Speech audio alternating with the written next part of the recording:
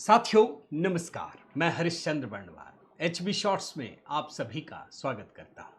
दोस्तों, supreme court में एक अजीबो गरीब हरकत हुई है, उसकी ओर आपका ध्यान आकृष्ट करना चाहता हूं और यह भी बताना चाहता हूं कि किस तरीके से chief justice of India Suryakant ने दिल जीत लिया है। सुप्रीम कोर्ट के भीतर अजीबो गरीब घटना, और घटना भी कैसी जानते हैं? सुप्रीम कोर्ट के भीतर एक वकील के रूप में एक व्यक्ति चीफ जस्टिस ऑफ इंडिया को गाली गलौज करता है, अब शब्दों का इस्तेमाल करता है। वो सुप्रीम कोर्ट में जजों को आदेश देता है, सुप्रीम कोर्ट के जजों को, और उसके बाद बदतमीजी करता है और सारे कागज उछाल करके फेंक देता है। इतनी बड़ी घटना हुई है। अब ये क्या है मामला दोस्तों, मैं जरा बताता हूं। अभी 2 दिन पुरानी घटना है। ये जो व्यक्ति है उसकी पहचान हुई प्रबल प्रताप सिंह। यह आरोपी याचिकाकर्ता की बात कह रहा हूं। कार्रवाई हो रही थी, सुनवाई चल रही थी। प्रबल प्रताप सिंह को कहा गया, भैया बोलिए। 2 जजों की खंडपीठ थी, जस्टिस के.वी. विश्वनाथन और जस्टिस आलोक आराधे की पीठ। सुनवाई शुरू होते ही ये शख्स, जिसका नाम है प्रबल प्रताप सिंह, ये कहना शुरू करता है और सीधे पहले तो जो जज हैं उनको संबोधित करते हुए जानते क्या कहता है? Mister judicial servant. ये निर्देश देता है, मिस्टर जुडिशियल सर्वेंट, मैं आपको आदेश देता हूं, आई ऑर्डर यू। ये भाषा बोलता है कि मैं आपको आदेश देता हूं कि लखनऊ में साइबर क्राइम का सिंडिकेट चलाने वाले एक एएसपी के खिलाफ एफआईआर का आदेश दीजिए। अब 2 जस्टिस थे, जस्टिस विश्वनाथन ये कहते हैं कि तुम क्या हमें आदेश दे रहे हो, ये बोलते हैं लेकिन वो अपनी धुन में सवार रहता है, ये प्रबल प्रताप सिंह। इसके बाद ये व्यक्ति मिस्टर जुडिशियल सर्वेंट और आदेश देने के बाद इसके बाद ये शोर मचाना शुरू कर देता है और फिर वहां पर जो गार्ड होता है वो उसको बाहर खींचने लगता है।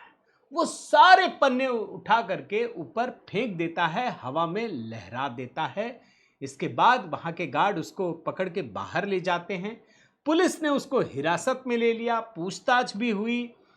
लेकिन यहां पर आपको देखना पड़ेगा दोस्तों, भाई इतनी बड़ी घटना, चीफ जस्टिस ऑफ इंडिया को गाली देना। अब सोचिए, सुप्रीम कोर्ट में खड़े होकर 2 जजों की खंडपीठ है, आदेश दिया जा रहा है, जुडिशियल सर्वेंट कहा जा रहा है। सुप्रीम कोर्ट ने फिर कहा कि वो उनके खिलाफ कोई कार्रवाई नहीं करने जा रहे हैं और सर्वोच्च न्यायालय ने कहा दोस्तों कि हम केवल उनसे सहानुभूति रखते हैं। बेंच ने इस घटना के बावजूद किसी भी कार्रवाई से इनकार कर दिया। जस्टिस विश्वनाथन ने आदेश देते हुए कहा कि हम उनके खिलाफ किसी भी कार्रवाई का कोई प्रस्ताव नहीं करते हैं। फिर वो ये भी बताते हैं कि जो इसने याचिका दी है, जहां तक उसके मेरिट का सवाल है, तो हमने रिकॉर्ड को देखा है, इसमें कार्रवाई करने का कोई तथ्य नहीं दिखता है और याचिका खारिज की जाती है। और जस्टिस विश्वनाथन एक और बात कहते हैं दोस्तों कि याचिकाकर्ता काफी डिस्टर्ब है, ये उनकी हताशा थी, हम उनसे सहानुभूति रखते हैं। ये काम किया, चीफ जस्टिस ऑफ इंडिया को गाली दिया, उन्होंने भी कुछ नहीं कहा। अब आप सोचिए मामला क्या था दोस्तों। यह व्यक्ति कोई एफआईआर करना चाहता था। अब ये व्यक्तिगत रूप से भी कर सकता था, सीधे कोर्ट पहुंच गया। भाई लोअर कोर्ट, हाई कोर्ट सब ने खारिज कर दिया कि आप व्यक्तिगत रूप से करो कार्रवाई, जो भी आपके पास ऑप्शन है, कानूनी विकल्प। ये सीधे सुप्रीम कोर्ट पहुंच गया। तो ये मामला दोस्तों सुप्रीम कोर्ट का है।